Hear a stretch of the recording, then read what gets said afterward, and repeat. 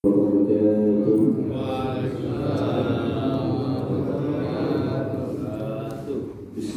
walhamdulillah wassalatu wassalamu ala rasulillah sayyidina wa maulana Muhammadin ibn Abdillah wa ala alihi wa sahbihi wa man wala la hawla wa la quwwata illa billah. Qala rabbi shrah li sadri wa yassir li amri wahlul 'uqdatam min lisani yafqahu qawli. Qalu subhanaka la 'ilma lana illa ma 'allamtana innaka antal 'alimul hakim wa la hawla wa la quwwata illa billahil 'aliyyil 'azim. Allahumma bika asbahna wa bika amsayna wa bika nahya wa bika namutu wa 'alayka natawakkalu wa ilayka an-nushur. Allahumma inna nas'aluka khayra hadzal yawm wa khayra ma fihi wa khayra ma qablahu wa na'udzu bika min sharri hadzal yawm wa sharri ma fihi wa sharri ma qablahu wa sharri ma ba'dahu bi rahmatika ya arhamar rahimin walhamdulillahi rabbil alamin. Ma'asyiral hadirin wal hadirat, kaum muslimin muslimat, jamaah salat subuh Masjid As-Salam yang dimuliakan Allah Subhanahu wa taala. Alhamdulillah, kita panjatkan puja puji syukur kita kepada Allah pada waktu yang barakah, pada waktu yang mulia. Allah masih sempatkan kita, Allah kumpulkan kita di tempat yang mulia dalam keadaan sehat wal afiat. Mudah-mudahan Allah Subhanahu wa taala senantiasa bimbing kita, senantiasa Allah Subhanahu wa taala terus berkahi hidup kita sampai akhir hayat kita meninggal dalam keadaan husnul khatimah.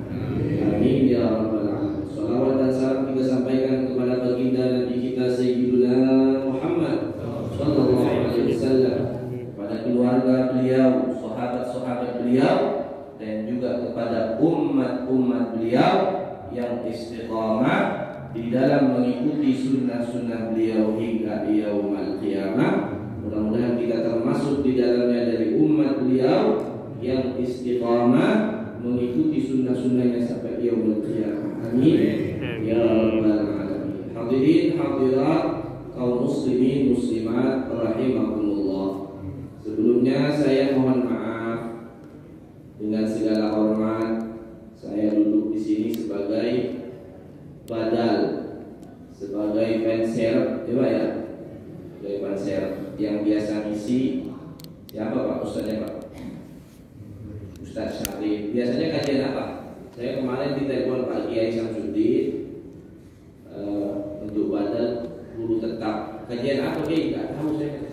Makanya saya juga bingung siapa nih. Bebas mau ngisi apa nih Pak? Hah?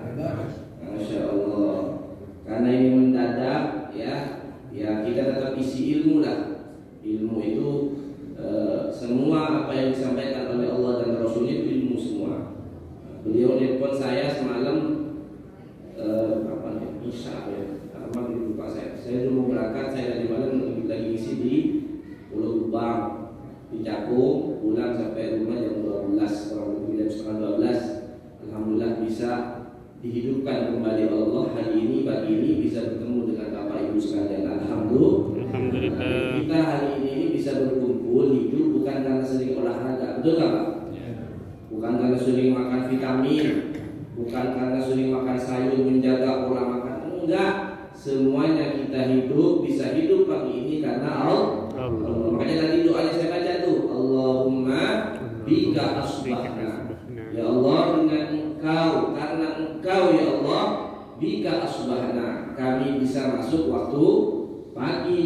Wa bika amsayna, dan karena Engkau ya Allah, kami bisa masuk waktu sore. Wa bika amsayna wa bika nahya, dan karena Engkau ya Allah kami hidup. Wa bika namutu, dan karena Engkau ya Allah kami mati. Wa ilaikan nusyur, dan kepada Engkau kami kembali. Jadi yang hidup hari ini, yang bisa ngaji pagi ini, yang bisa sholat berjamaah subuh pagi ini, bukan karena malamnya minum vitamin, betul? Bukan karena malamnya menjaga pola makan sebelum tidur nggak makan karena nggak sehat, enggak.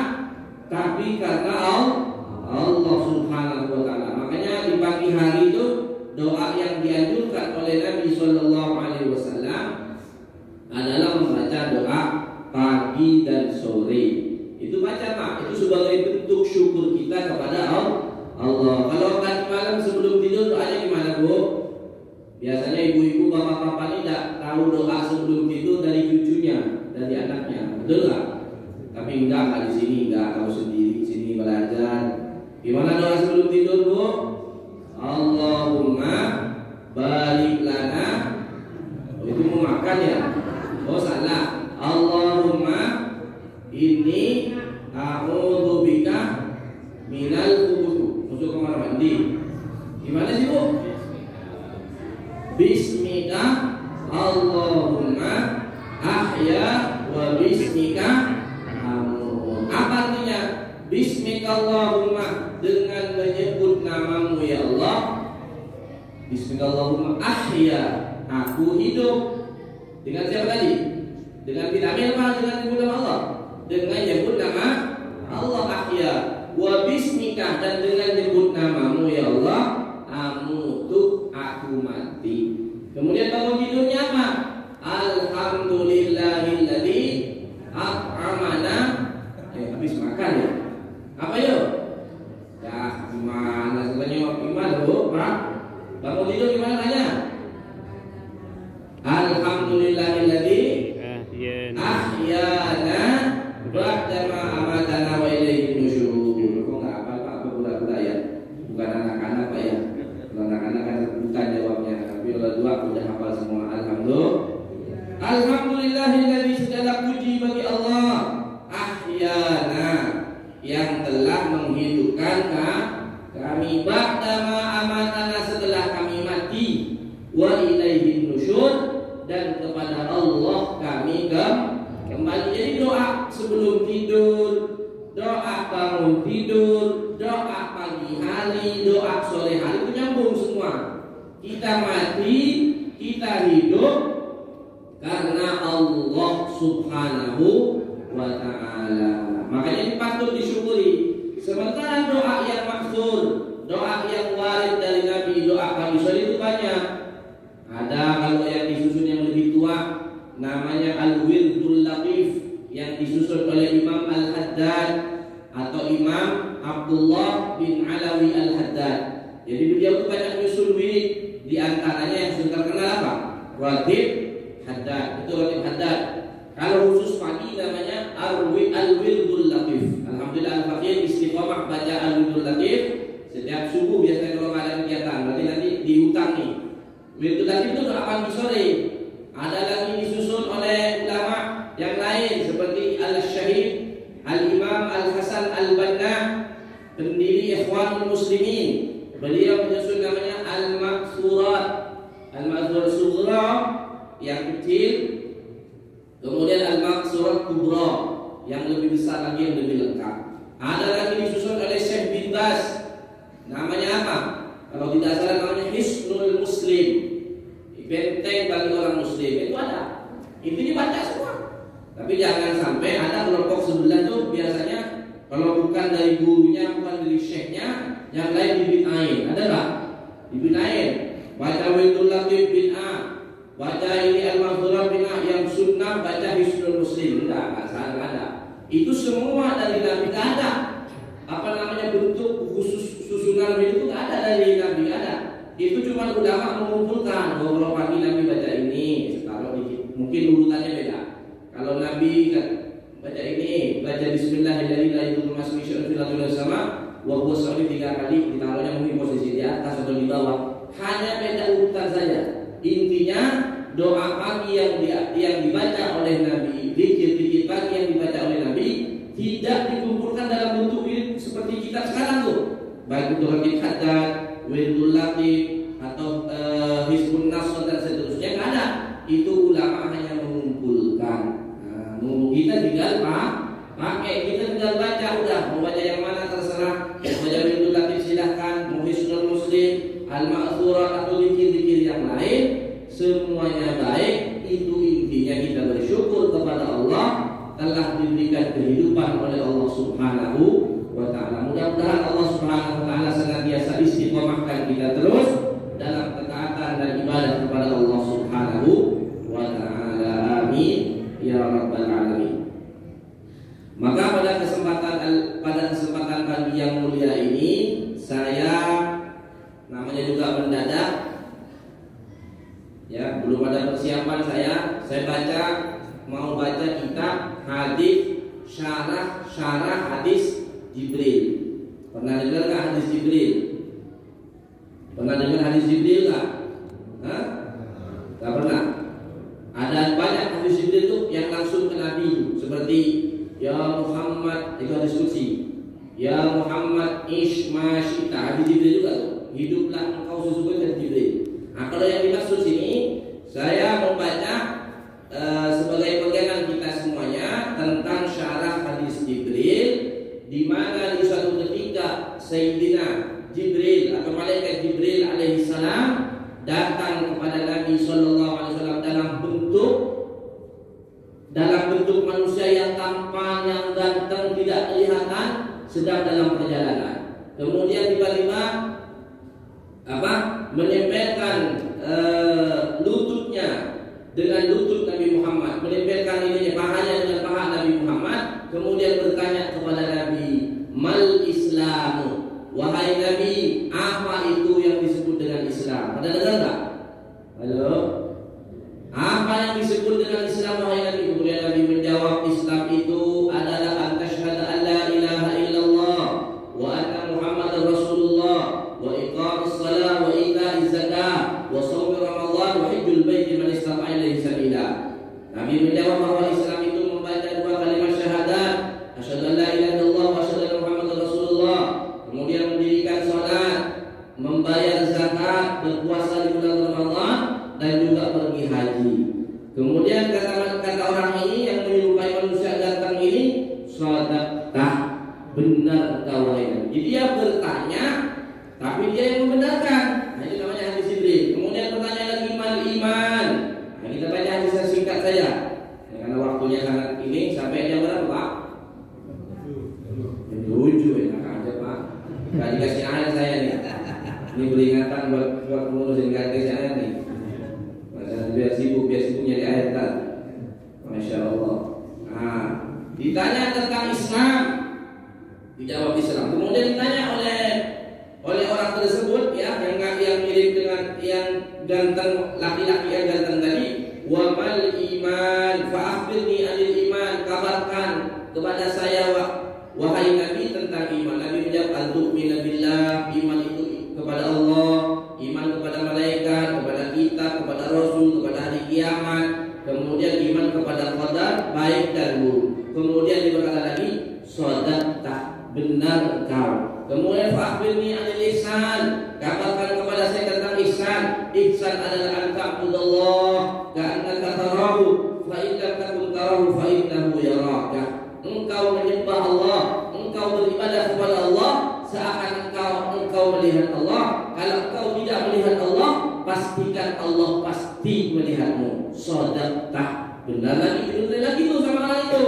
Kemudian bertanya lagi, bertanya lagi, akhbirni anis sa'ah, kabarkan kepadaku tentang kiamat. Kemudian Nabi menjawab apa? Mal mas'ulu anha bi'a'lama minas sa'il, bahwa yang ditanya, kata Nabi, tidak lebih tahu daripada yang nanya. Kemudian apa? Fa'akhbirni an ibaratiha, kalau begitu kabarkan tentang tanda-tanda hari kiamat. Tanda-tandanya saja wahai Rasul. Nabi menyampaikan, qala antalidal amatu rabbataha, yaitu apabila seorang budak melahirkan tuannya. Tanda-tanda kiamat, kalau ada budak atau pembantu melahirkan tuannya, artinya apa? Kebalik, biasanya majikan atau bosnya yang nyuruh, ini kebalik, pembantunya yang nyuruh.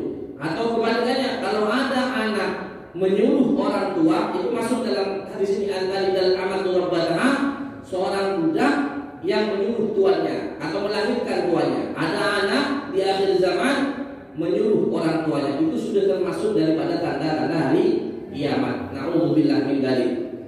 Kemudian wa antara al-hufat al-urat al-ala li'a asya'i yatawaluna fil bunyan.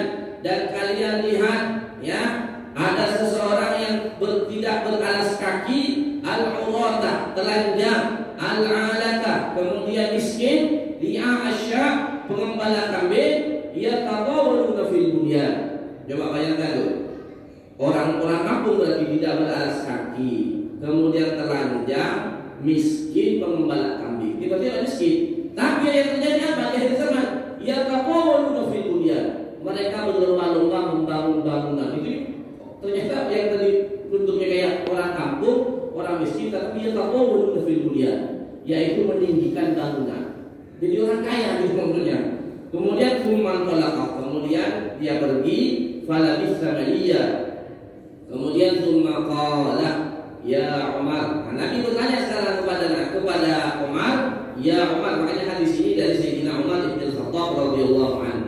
Atadri man sa'il, wahai Umar, tahukah kamu siapa tadi yang bertanya?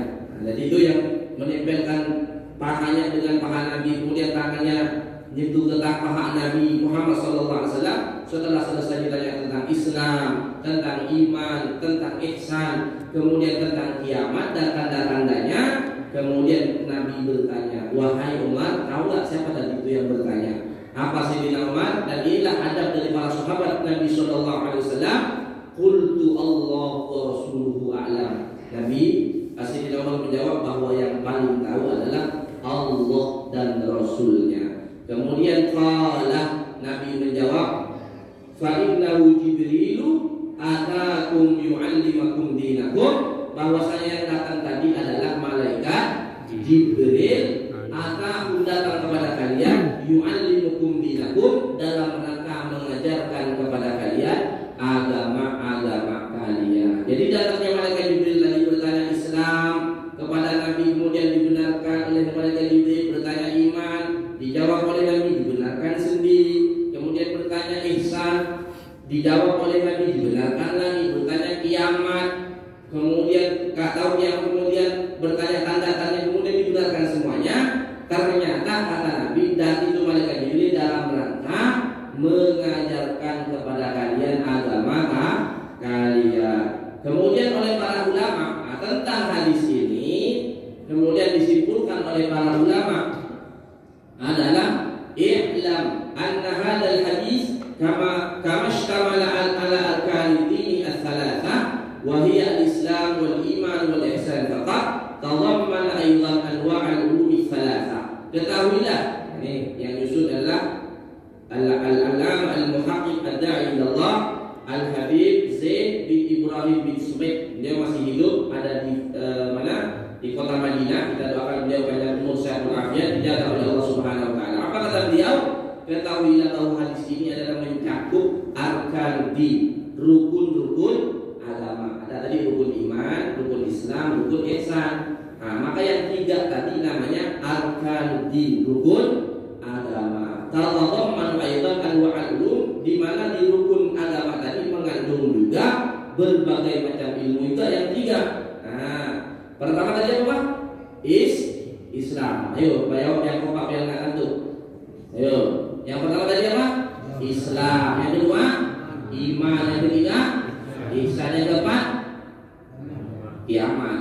Tapi ternyata ulama yang membahas tentang kiamat itu ada kontemporer, namanya Al-Habib masyhur yang baru meninggal, Al-Adli yang dari Yaman. Beliau memasukkan rukun agama bukan 3 tapi 4. Nah, tapi kalau mayoritas para ulama mengatakan yang disebut rukun agama 3: Islam, iman, ihsan. Ada yang masukkan 4 tuh Habib. Yang meninggal itu yang dari Yaman, Al-Adli yang al-masyhur Al-Adli itu. Beliau terkenalnya dengan fikih tahawulat, fikih tentang akhir zaman. Bahkan prediksi beliau itu tentang kajian beliau tentang terjadinya COVID kemarin itu sudah ada dalam kitab-kitab beliau. Luar biasa. Ya, seorang ulama lah, wajar. Nah, tapi mayoritas ulama memasukkan yang disebut dengan rukun agama kan itu 3: Islam, iman, ihsan. Maka kata beliau, dari kajian Islam, iman, kemudian ihsan ini juga mengandung 3 ilmu juga. Yang pertama apa?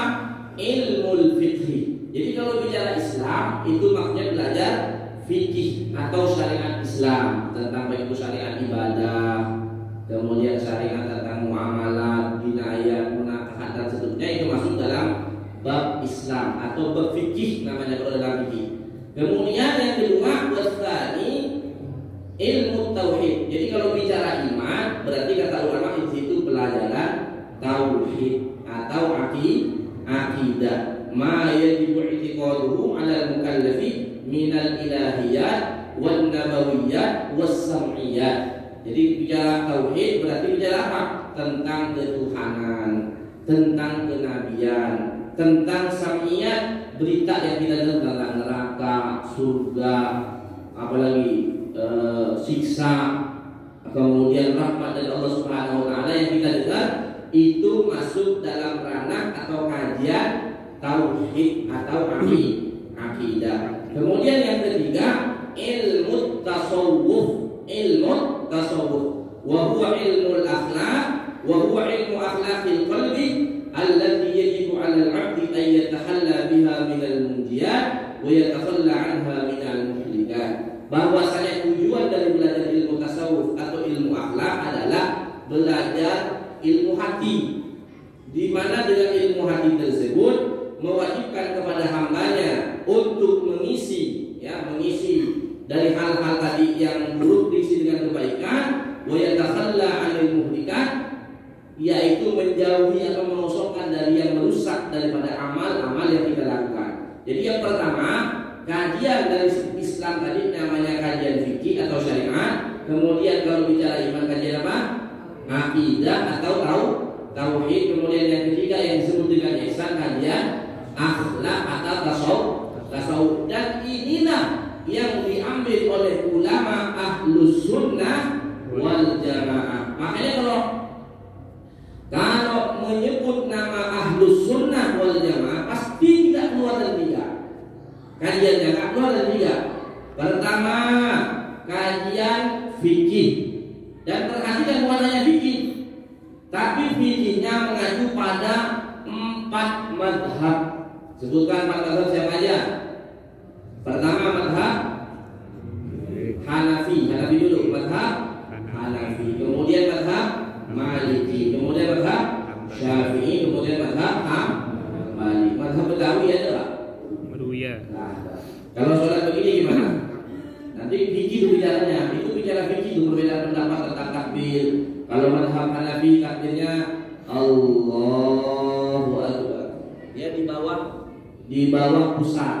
Nyantai kayak gimana kalau nyantai saudara? Itu madhab Hanafi. Kemudian naik lagi kepada madhab Maliki. Allahu Akbar agak ke atas. Tapi bukan begini, bukan. Yang begini madhab lain tuh. Ada nggak di sini? Yang begini ada nggak? Nggak ada. Kemudian kemana lagi agak ke bahu dia. Kemudian madhab Syafi'i yang ketiga agak turunan ini di atas pusat.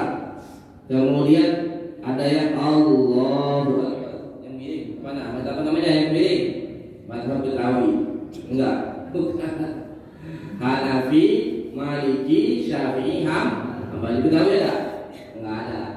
Nah itu tiga. Ada 4. Jadi kalau bicara fikih, bicara ahlus sunnah. Jadi kalau menyebut ahlus sunnah, maka tidak keluar dari 4 mazhab. Baik itu Syafi'i, Hanafi, Maliki, Syafi'i, Hambali. Kemudian ngaku ahlus sunnah, tapi nggak bermazhab, berarti bisa dipastikan kelompok tersebut bukan ahlus sunnah wal jamaah. Itu saja. Kita nggak ngomong kafir kan nggak? Bukan ahlus sunnah wal jamaah. Karena sekarang ada tuh kelompok. Nggak boleh bermazhab langsung pada Rasulullah, ada nggak? Langsung pada Quran dan Sunnah.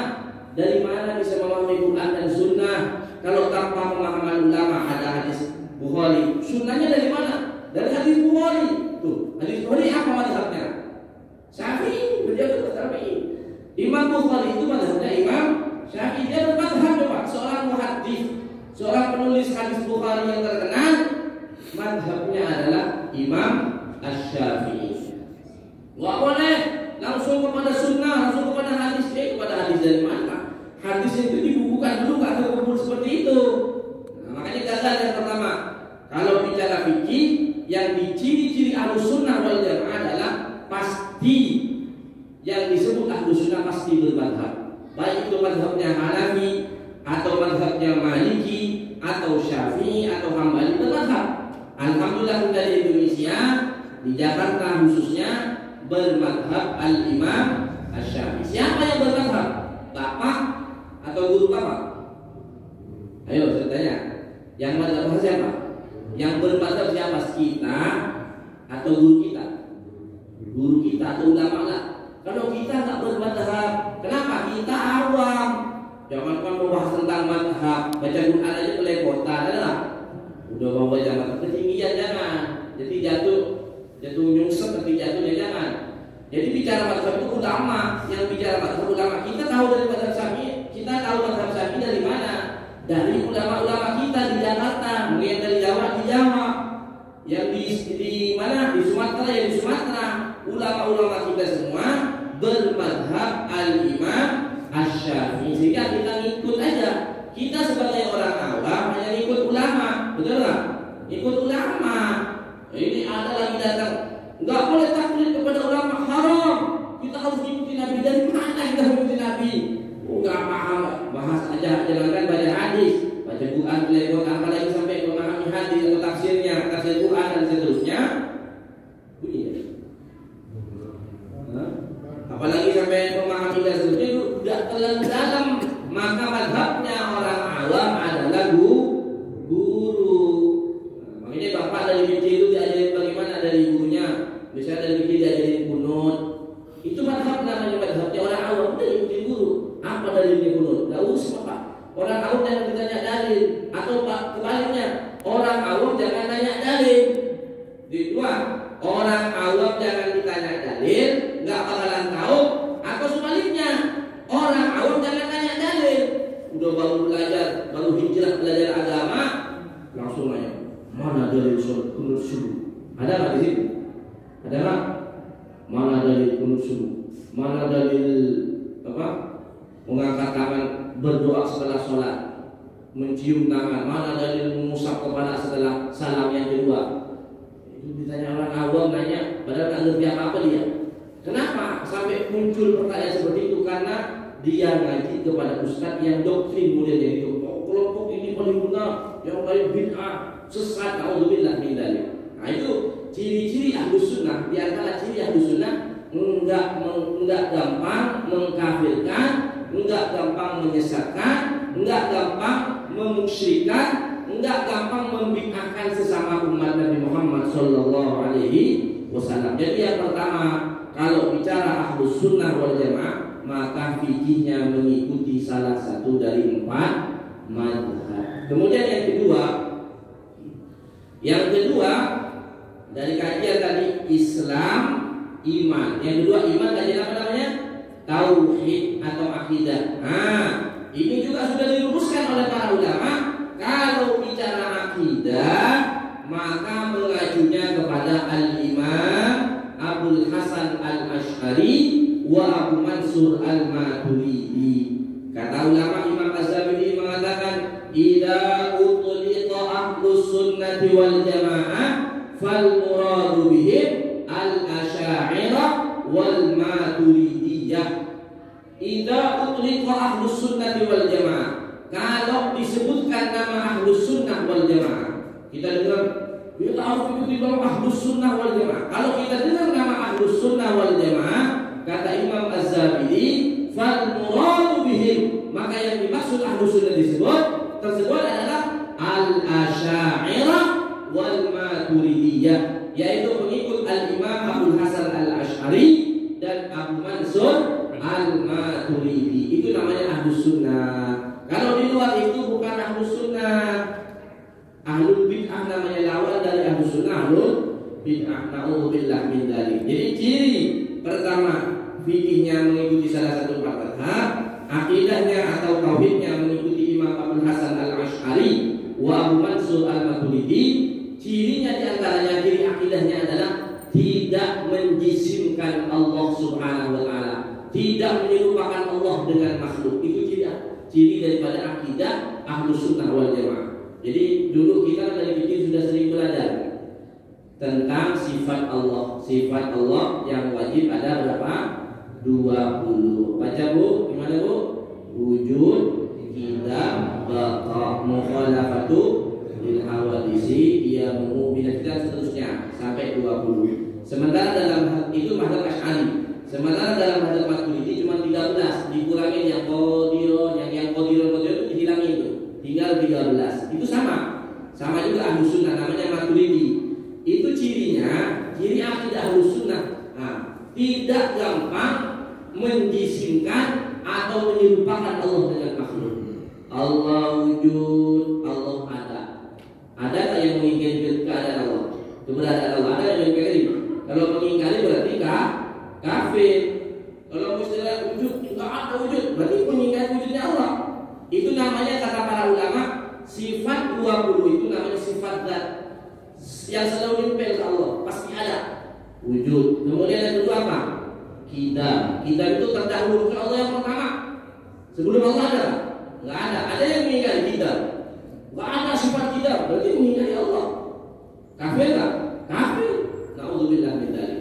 Kemudian yang ketiga, wujud qidam baqa. Baqa artinya kekal. Allah kekal enggak? Kekal. Selain Allah fana. Selain Allah fana, rusak. Makhluknya selain Allah semua rusak. Fana. Allah baqa. Kemudian yang keempat, mukhalafatu lil hawadits. Allah tidak sama dengan makhluknya. Kalau menyamakan Allah dengan makhluknya berarti bukan Ahlus Sunnah. Bisa kafir, naudzubillah min dzalik. Mengatakan Allah bersemayam di arsy. Allah duduk, Allah punya tangan. Pernah dengar tak? Halo? Pernah dengar? Ini kajian seperti itu bukan kajian Ahlus Sunnah. Kajian Ahlus Sunnah munazzahun, membersihkan Allah dari sifat-sifat yang sama dengan makhluknya. Ada. Makanya kan di wujud kita itu semua itu membersihkan Allah, munazzahun. Apa? Di zaman Allah itu tidak terikat dengan waktu. Allah tidak terikat dengan tempat. Karena Allah mukhalafatu bil hawadits. Allah tidak sama dengan makhluknya. Itulah ciri-ciri daripada akidah Ahlus Sunnah wal Jamaah. Hati-hati Pak, sekarang di akhir zaman sudah banyak tuh bermunculan anak muda yang baru belajar, akidahnya bukan akidah Ahlus Sunnah, cirinya gampang menyesatkan, gampang-gampang mengkafirkan, gampang-gampang memusyrikkan, orang ziarah kubur, syirik, musyrik, kuburiyun, bahkan orang yang maulid Nabi sesat, bid'ah, kullu bid'atin dhalalah, setiap bid'ah sesat, wa kullu dhalalatin finnar. Berarti setiap yang sesat di neraka tempatnya. Berarti kalau ada peringatan maulid Nabi semuanya masuk neraka. Bukan kurang ajar dari paham seperti itu. Yang masuk neraka duluan siapa?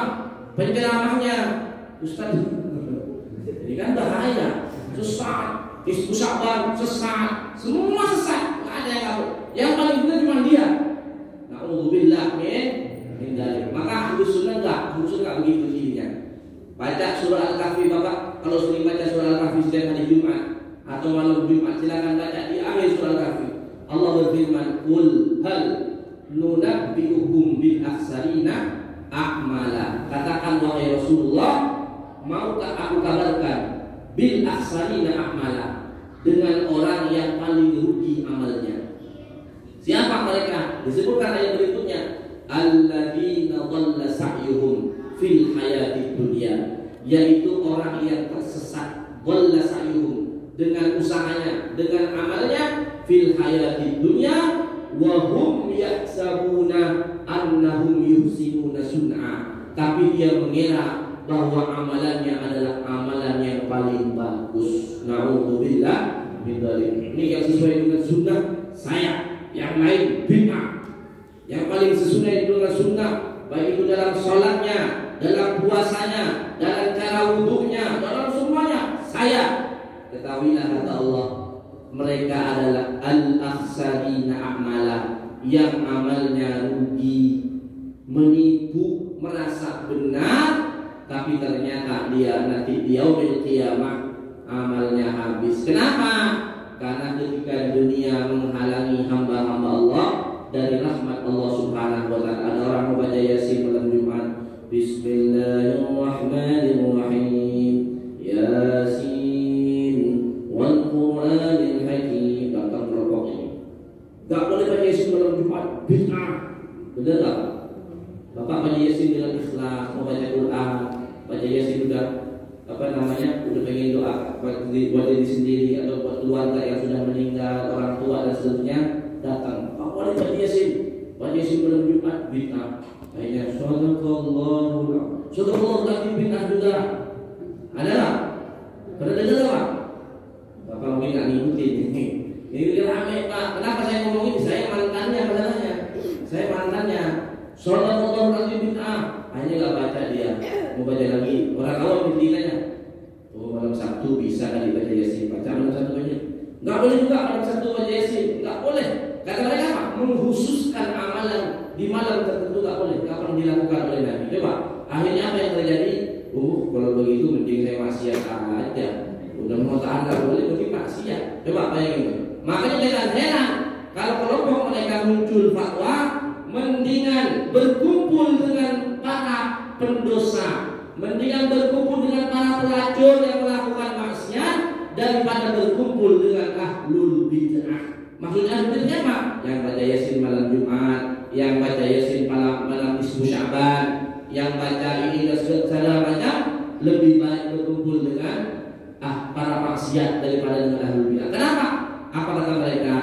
Kalau ahli maksiat itu dia tahu, dia sadar kalau maksiat yang dia lakukan dia dosa kepada Allah, tahu kalau dia dosa, sehingga kemungkinan logikanya begitu Pak, pakai logika ya, kemungkinan untuk bertobat akan lebih besar. Sementara ahlul bid'ah dia merasa benar, merasa dia paling benar amalnya, baca Yasin belum benar, sehingga untuk tobat tidak mungkin. Padahal itu balik, mereka yang merasa paling benar, kita tak pernah.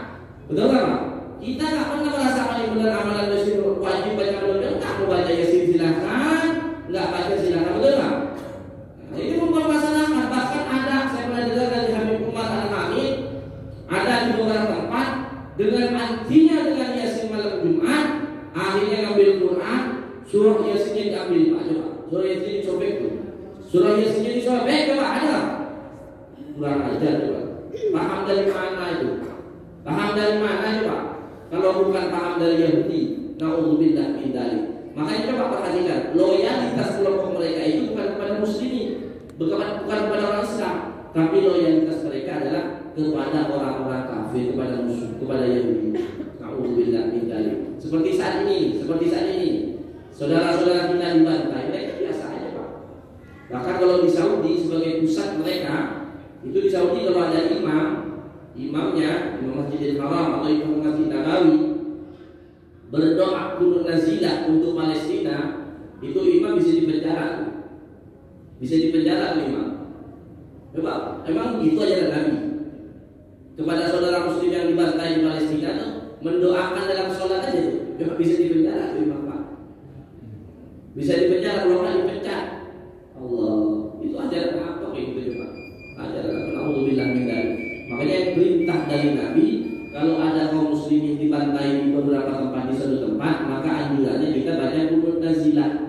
Jadi kunut subuh yang biasa itu dipanjangin, tambahin doa untuk Palestina. Itu sebagai bentuk persaudaraan kita seakidah. Jadi yang di Palestina itu saudara kita Pak. Daging kita juga, jasad kita juga di sana. Kalau mereka sakit, kita sakit. Jadi kalau kita dipukul, ditempeleng orang sakit, maka sama ketika saudara kita juga ditempeleng, apalagi sampai dibombardir, kita harus sakit. Dan itulah bentuk persaudaraan sesama umat Nabi Muhammad Sallallahu Alaihi Wasallam. Kemudian yang terakhir adalah kajian ihsan. Oleh ulama disebut dengan kajian apa namanya? Akhlak atau tasawuf. Nah, kalau tasawuf ngajinya kemana? Maka kata ulama Ahlus Sunnah wal Jamaah, ciri tasawufnya adalah mengikuti thariqahnya siapa? Al-Imam Abu Hamid Muhammad bin Muhammad Al-Ghazali atau Imam Al-Ghazali dan juga Imam Junaidi Al-Baghdadi. Itu dua tuh rujukannya, Imam Al-Ghazali atau Imam Junaid Al-Baghdadi. Kalau ada kelompok enggak mau dengan Al-Imam Al-Ghazali, enggak mau dengan Imam Al-Junaid Al-Baghdadi, ketahuilah bahwa kelompok tersebut bukan kelompok Ahlus Sunnah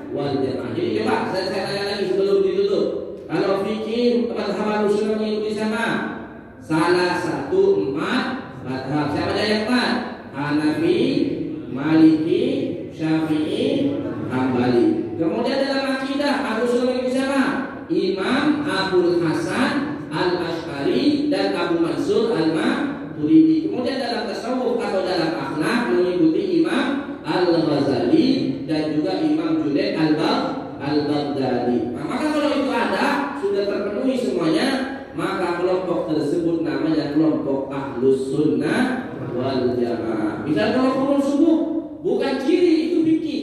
Bicara kunut subuh enggak kunut itu bukan kajian akidah. Kajian akidah tadi kajian apa? Tentang ketuhanan, tentang Allah, tentang Nabi, tentang kiamat, itu kajian akidah namanya. Kalau kajian fikih, kajian syariat tentang sholat subuh ada kunut atau enggak? Oh kata Maliki kunut, tapi kunutnya sebelum ruku. Beda dengan Syafi'i. Kalau Malik, jadi kalau Malik begini, kalau Imam Malik kunutnya sebelum ruku. Misalkan baca surat tadi, baca surat Qul huwallahu ahad Allahus samad lam yalid wa lam yulad wa lam yakul lahu kufuwan ahad. Allahumma ihdina fiman hadait wa 'afina fiman 'afait. Allahu akbar. Sami'a Allahu liman hamidah. Sebelum ruku. Sebelum ruku. Tapi pada Syafi'i berbeda. Setelah ruku. Jadi kalau yang setelah ruku itu mengamalkan mazhab Syafi'i. Mazhab Hanafi kunutnya diwitir. Ada kunut semua diwitir. Mazhab Hambali juga diwitir kalau nggak salah pendapatnya itu. Intinya semua mazhab cuma beda di subuh. Jadi kalau ribut masalah kunut, jangan. Akhirnya kata yang satu kunut subuh bid'ah. Nggak ada ulama mengatakan kunut subuh bid'ah ada. Cuma satu kelompok itu. Nggak ada. Beda pendapat biasa sudah. Kunut subuh bid'ah. Yang satunya enggak bid'ah.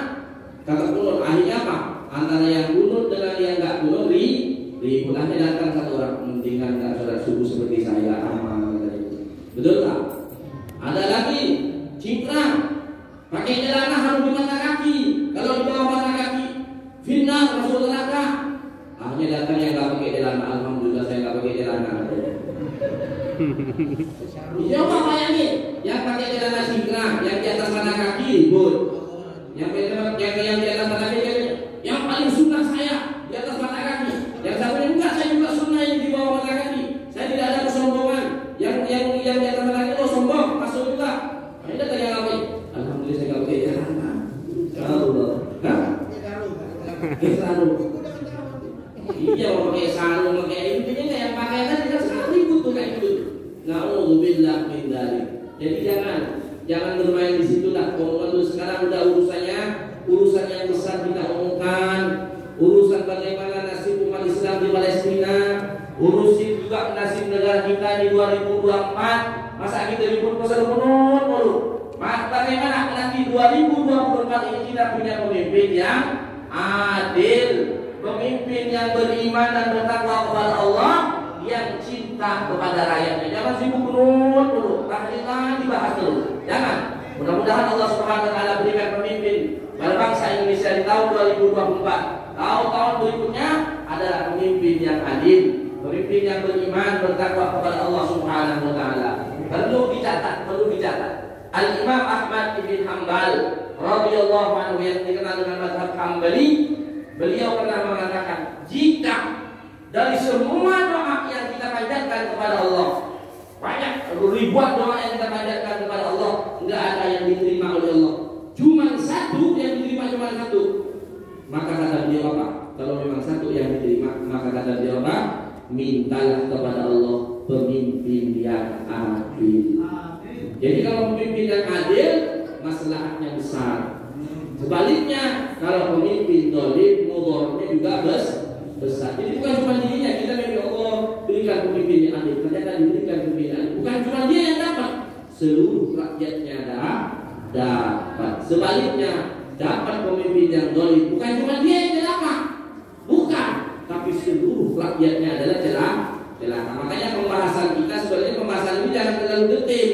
Pembahasan tentang kuno, tentang akidah tetap Ahlus Sunnah wal Jamaah, tapi jangan gampang mengkafirkan, menyesatkan dan seterusnya. Maka bahas yang lebih besar adalah apa?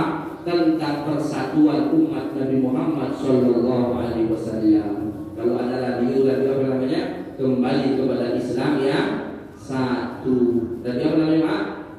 Tidak tahu Pak. Harus diikuti itu Pak. Radio Silaturahim atau Rasil yang dituduh oleh kelompok sebelahnya radio Syiah. Karena takut dia udah kebakaran jenggot. Dalil mereka dihabisi semua. Dihabisi semua dalil mereka. Dibikin dalil seandainya dihabisi dari Rasul, baik oleh Habib Husin bin Hamid Al-Akbar, oleh Habib Rizik Syihab dan seterusnya melalui itu dihabisi dari bid'ahnya, dari dihabis dulu. Hati-hati dengan radio ini, radio Syiah terkenal kalau udah ditanggung. Allah, ayo kita perkuat persatuan kita umat Nabi Muhammad SAW. Mau berbeda dengan kita, kalau sama-sama sholat bersama kita berarti saudara kita. Kira-kira yang beda pendapat, kalau sholat kita beda mazhab, beda guru. Kalau sholat kita semangat. Halo? Kalau sholat kita semangat. Ada kebaran semangat. Apa ada kalau beda sama menuju timur aja ada? Itu di sana di Mekah, kalau ada di Ka'bah muter itu. Itulah simbol persatuan ketika kita berada di depan Ka'bah. Enggak ada ke barat semua, enggak ada barat enggak. Semua yang muter menghadap kepada Ka'bah. Apa? Ka'bah bukan Allah bertempat di situ, bukan. Itu sebagai bentuk persatuan umat Nabi Muhammad sallallahu alaihi wasallam. Jadi kalau di sana bersatu jangan lagi di Indonesia ribut dan jangan. Beda politik yang betul, beda pilihan yang betul, tapi jangan jalan-jalan beda pilihan, jangan ribut. Tapi kalau bisa, namanya umat Islam, saya nggak mau berkampanye di masjid, nggak boleh kata itu. Tapi kalau di tempat ibadah lain boleh. Tapi kalau di masjid nggak boleh. Makanya saya sarankan kepada umat Islam dalam berpolitik harus cerdas. Sebagai seorang Muslim, sebagai orang yang beriman kepada Allah, sekarang pilihan partai sudah banyak. Ada partai Islam, ada yang partainya Islam yang abu-abu kayak munafik itu dalam bahasa barunya. Ada yang sekuler, ada partai ini. Itu tinggal pilih. Sebagai orang yang beriman pasti pilihnya partai Islam itu pasti sudah. Partai Islam nggak saya sebutin. Kalau saya sebutin kampanye saya juga bukan caleg, betul nggak? Bukan caleg saya bukan calon bukan. Ini sebagai orang Islam pilih partai Islam, pilih pemimpin Islam yang adil, yang iman kepada Allah. Sebaliknya orang di luar Islam pilih partai bukan Islam yang wajar kan itu memang udah partai dia. Misalnya ada orang di luar Islam pilih partai Islam, bagus. Orang di luar Islam milih partai Islam, bagus nggak? Halo? Orang di luar Islam bukan Islam kafir, Islam apa namanya? Milih partai Islam, bagus nggak? Bagus. Sebaliknya orang Islam milih partai bukan Islam, bagus nggak? Enggak, kembali. Kalau dari luar bagus ke sini, tapi kalau Islam mau keluar kan kurang aja. Dulu kan pernah kejadian di Jakarta antara pemimpin kafir dengan pemimpin Muslim. Akhirnya itu ribut sampai yang pendukung kafir kalau meninggal tadi sholat itu ada di dalam masjid ada tak? Sini kan bukan Jakarta ya, Depok ya. Itu di Jakarta ramai itu tadi sholatin karena munafik ulama muda ribut tuh. Ya, saya setuju juga, saya setuju juga sebenarnya itu. Kurang aja, alhamdulillah di putaran berikutnya pemimpin yang beriman bertakwa tersebut dimenangkan oleh Allah Subhanahu Wa Taala. Karena apa tuh? Karena persatuan umat. Jadi kalau bersatu musuh takut Pak, Bu. Kalau kita bersatu musuh takut, tapi kalau kita bercerai-berai maka musuh akan mudah memakan kita, akan mudah mematahkan dan juga menghilangkan kita. Alhamdulillah. Mudah-mudahan Allah Subhanahu Wa Taala berikan taufik dan hidayah kepada kita. Allah Subhanahu Wa Taala alif baina qulubina, Allah satukan hati-hati kita, dan juga mudah-mudahan kita diberikan terus kecintaan kepada saudara-saudara kita dimanapun berada, bagaimanapun apapun mazhab saudara kita dimanapun dunia, di belahan dunia yang ada itu adalah kalau mereka bersyahadat, kalau mereka juga menyembah Allah menghadap kiblat, ketahuilah bahwa mereka juga saudara kita seiman, sama-sama umat Nabi Muhammad. Kita doakan saudara-saudara di Palestina, mudah-mudahan diberikan kekuatan oleh Allah, kekuatan iman oleh Allah Subhanahu Wa Taala, dan yang terpenting diberikan kemenangan oleh Allah Subhanahu Wa Taala, dan Masjid Al-Aqsa kembali ke pangkuan kaum muslimin, dan Palestina diberikan kemerdekaannya oleh Allah Subhanahu Wa Taala. Rabbana taqabbal minna innaka antas samiul alim wa tub 'alaina ya maulana innaka antat tawwabur rahim. Wa sallallahu ala sayyidina Muhammadin wa ala alihi wa sahbihi wa sallam. Walhamdulillahi rabbil alamin. Subhanakallahumma wa bihamdika asyhadu an la ilaha illa anta astaghfiruka wa atubu ilaik. Assalamualaikum warahmatullahi wabarakatuh.